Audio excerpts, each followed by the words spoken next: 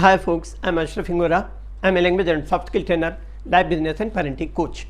Ashraf the mover and shaker में आज मैं ज़्यादा हम इस पर एक इनवेल्यूबल इंसाइट देना चाहूँगा। इस वीडियो में आज हम बात करेंगे आई पर्सनैलिटी वर्सेस वी पर्सनैलिटी के बारे में, और वीडियो के एंड तक आप खुद जान जाएंगे कि आप आई प्रीडोमिनेंट पर्सनैलिटी है या वी प्रीडोमिनेंट पर्सनैलिटी। साइकोलॉजी में ऑफिशियली शायद ये टर्म टेक्स्ट बुक में ना हो, लेकिन बिहेवियरल साइकोलॉजी, लीडरशिप ट्रेनिंग और पर्सनैलिटी डेवलपमेंट में ये कंसेप्ट बहुत पावरफुल माना जाता है। एज ए लाइफ कोच मेरी ज़िंदगी का मकसद है कि लोगों की ज़िंदगी में खुशियाँ बिखेरूं और उनकी परेशानियों का सॉल्यूशन दूं। इसलिए चैनल को लाइक, शेयर एंड सब्सक्राइब करें ताकि मेरा हौसला भी बना रहे और इसी तरीके के और भी वीडियोज़ मैं आपको लोगों के सामने पेश कर सकूँ। अब देखिए, दो तरह की प्रीडोमिनेंट थिंकिंग होती है या डोमिनेंट थिंकिंग मैं कहूँ। एक होती है आई पर्सनैलिटी, दूसरी होती है वी पर्सनैलिटी। ये पर्सनैलिटी आपके बोलने के स्टाइल, डिसीजन लेने के तरीके और रिलेशनशिप सब जगह दिखाई देती है। देखिए, अब की characteristics of I predominant personality. I predominant personality के लोगों की आत्म केंद्रित सोच, सेल्फ फोकस थिंकिंग होती है। व्यक्तिगत महत्वाकांक्षा अर्थात पर्सनल एम्बिशन बहुत स्ट्रांग होती है। अपने बारे में ही सोचते हैं और दूसरों की उपेक्षा करते हैं। इनके लिए दूसरी चीज़ों की बजाय पर्सनल गोल ज़्यादा महत्व रखता है। ये स्वतंत्र रूप से फैसला लेना चाहते हैं। इनके सेंटेंसेस जनरली होते हैं आई वॉन्ट, मैं चाहता हूँ, आई डिसाइडेड, मैंने फैसला किया, आई अचीव्ड, मैंने हासिल किया, और अगर जॉब में है तो मेरी वजह से कंपनी आगे बढ़ी, माई प्लान, माई आइडिया, मेरा प्लान, मेरा आइडिया, इस तरह से। इनकी स्ट्रेंथ होती है, इनमें सेल्फ कॉन्फिडेंस बहुत ज़्यादा होता है। क्विक डिसीजन मेकिंग मतलब तुरंत फैसला लेने की क्षमता होती है। ये इनके लीडरशिप की शुरुआती फेज होती है। कॉम्पिटिटिव अर्थात दूसरों से होड़ करने वाले होते हैं। एंटरप्रेन्योरल माइंडसेट अर्थात उद्यमी मानसिकता होती है। अब इनकी वीकनेसेस देखें। इनकी वीकनेस ये है कि ये इम्पल्सिव होते हैं, मतलब आवेगी होते हैं। इनमें ईगो डेवलप हो जाता है। टीम वर्क में ठीक से काम नहीं कर पाते। किसी तरह का क्रिटिसिज्म और निगेटिव फीडबैक बर्दाश्त नहीं कर पाते। इनमें मैं ही सब कुछ हूँ वाली फीलिंग आ जाती है। इनका एटीट्यूड या नज़रिया रिजिड या अड़ियल होता है और ये कुछ हद तक स्वार्थी प्रवृत्ति के होते हैं। दुनिया के सारे बड़े अचीवर्स में थोड़ा आई तो होता ही है, लेकिन आई और वी के बीच में एक्सेप्टेबल बैलेंस होना ज़रूरी है। अब देखें दूसरा वी प्रीडोमिनेंट पर्सनैलिटी, इनके बारे में देखिएगा। वी प्रीडोमिनेंट पर्सनैलिटी के लोगों के साथ मिलकर काम करना पसंद करते हैं। इनकी कोर बिलीफ होती है वी ग्रो टुगेदर। इनके की कैरेक्टरिस्टिक्स है टीम ओरिएंटेड थिंकिंग, टीम के साथ मिलकर काम करते हैं। इनमें खुद की और दूसरों की इमोशंस अर्थात भावनाओं को सही तरीके से समझने, व्यक्त करने और उन्हें नियंत्रण करने की इनमें इमोशनल इंटेलिजेंस होती है। ये कंपटीशन की बजाय कोऑपरेशन को प्राथमिकता देते हैं। जिम्मेदारियां शेयर करते हैं, विन विन सिचुएशन पर विश्वास करते हैं और कलेक्टिव सक्सेस, सबकी मिलजुल कर कामयाबी इनके लिए अहम होती है। जनरली इनके सेंटेंसेस होते हैं वी कैन, हम कर सकते हैं, लेट्स डू दिस, चलो इसे मिलकर करें, आवर गोल, हमारा मकसद, हमारा लक्ष्य, टुगेदर वी विल, हम साथ मिलकर के कर लेंगे। इनकी स्ट्रेंथ होती है स्ट्रॉन्ग टीम वर्क, टीम के साथ मिलकर के काम करना, ट्रस्ट बिल्डिंग, आपस में एक दूसरे पर विश्वास के साथ काम करना, लॉन्ग टर्म सस्टेनेबिलिटी, लंबे समय तक लगातार कामयाबी हासिल करते रहना, और लीडरशिप प्रेजेंस, नेतृत्व का एहसास। इस तरह के माहौल में लोग आपके साथ काम करना पसंद करते हैं क्योंकि आप मैं से हटकर हम के बारे में सोचते हैं, हम के लिए सोचते हैं। अब इनकी वीकनेसेस देखें।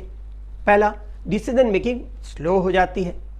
दूसरा, सबका ख्याल रखने के लिए ओवर एडजस्टमेंट करना पड़ जाता है और कभी कभी आपकी अपनी पहचान भी हल्की पड़ जाती है। अब देखिए आई वर्सेस वी जो पर्सनैलिटीज़ का क्विक कंपैरिजन देखें। आई और वी में क्विक कंपैरिजन करें तो आई का फोकस खुद पर होता है जबकि वी का फोकस ग्रुप पर। आई डिसीजन फास्ट लेते हैं जबकि वी कंसल्टेटिव डिसीजन लेते हैं, मतलब एक दूसरे से कंसल्ट करके डिसीजन लेते हैं। कामयाबी को आई पर्सनालिटी वाले खुद की कामयाबी मानते हैं जबकि वी पर्सनालिटी वाले लोग कलेक्टिव सक्सेस मतलब कामयाबी में सबका हाथ और सबका साथ मान के चलते हैं। आई पर्सनालिटी के लोग लालच में बड़ा जोखिम लेने से नहीं झिझकते। इसलिए अगर इन्हें फ़ायदा होता है तो बहुत बड़ा फ़ायदा होता है, और नुकसान भी होता है तो वो बहुत बड़ा नुकसान होता है। आई पर्सनैलिटी के लोगों में कॉन्फ्लिक्ट ईगो बेस्ड होता है, अर्थात अहंकार के कारण होता है, जबकि वी पर्सनैलिटी के लोगों में कॉन्फ्लिक्ट जो है वो डायलॉग बेस्ड होता है, अर्थात बातचीत के कारण होता है। आई पर्सनैलिटी के लोगों को स्पाउस के साथ रिश्ता दिखे, यहाँ सबसे बड़ा सबसे ज़्यादा चैलेंज आता है, वह है मैं ही सही हूँ या मेरी बात ही सही है वाला माइंडसेट। माफिया और कंप्रोमाइज़ करना मुश्किल हो जाता है। अगर लाइफ पार्टनर वी पर्सनैलिटी वाला होता है तो आपके स्वभाव मतलब अपने स्वभाव के कारण फिर भी वह निभा लेता है। अगर लाइफ पार्टनर भी आपकी तरह आई पर्सनैलिटी वाला होता है तो करेला वो भी नीम चढ़ा जैसी स्थिति हो जाती है और ईगो क्लैश होता है। अब देखिए वी पर्सनैलिटी के लोगों का स्पाउस के साथ में रिश्ता। अगर लाइफ पार्टनर भी आपकी तरह वी पर्सनैलिटी वाला है तो हस्बैंड एंड वाइफ में बहुत अच्छी अंडरस्टैंडिंग एंड बॉन्डिंग होती है। और अगर लाइफ पार्टनर आई पर्सनैलिटी वाला है तो भी वी पर्सनैलिटी के लोग अपनी समझ और स्वभाव के कारण उनके साथ भी निभा लेते हैं। अब देखिए I personality and joint family system. Joint family setup में आई पर्सनैलिटी के लोगों को घुटन महसूस होती है। उन्हें अपने हर फैसले में दूसरों का इन्वॉल्वमेंट पसंद नहीं होता।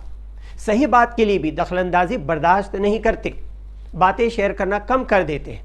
पेरेंट्स की एडवाइस सुनते तो हैं लेकिन करते अपनी मर्जी से हैं, चाहे वो सही हो या गलत। माँ बाप की सलाह लिए बिना वो अपने फैसले करने लग जाते हैं। परिवार के लोगों पर भी हावी होने की प्रवृत्ति होती है।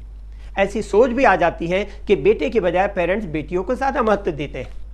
ये लोग जो फ्रीडम चाहते हैं, रेस्ट्रिक्शन पसंद नहीं करते, चाहे वो गलत बात के लिए भी क्यों ना हो।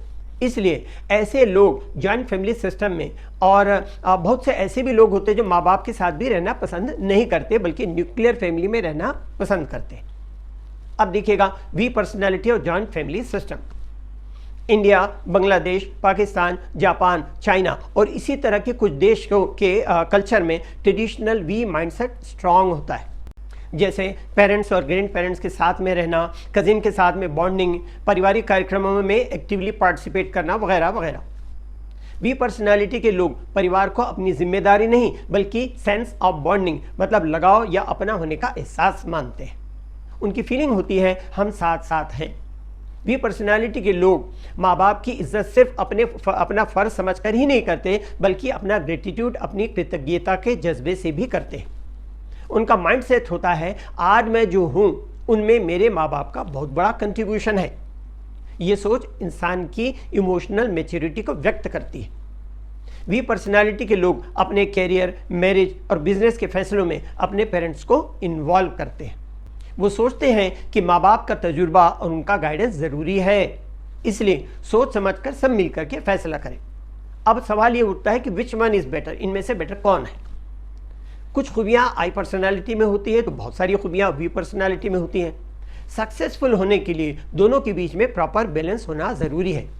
करियर में आगे बढ़ने के लिए आई चाहिए, जबकि ज़िंदगी में आगे बढ़ने के लिए वी चाहिए, और वर्क लाइफ बैलेंस के लिए आई और वी के बीच में उचित तालमेल होना चाहिए। इंग्लिश के लिए आप मेरे channel English breakfast with Ashraf and soft skill के लिए Ashraf the mover and shaker को लाइक, शेयर एंड सब्सक्राइब करें। कमेंट सेक्शन में कमेंट करें, बेल आइकॉन प्रेस करें और मेरी बुक ज़रूर पढ़ें। Thanks for watching.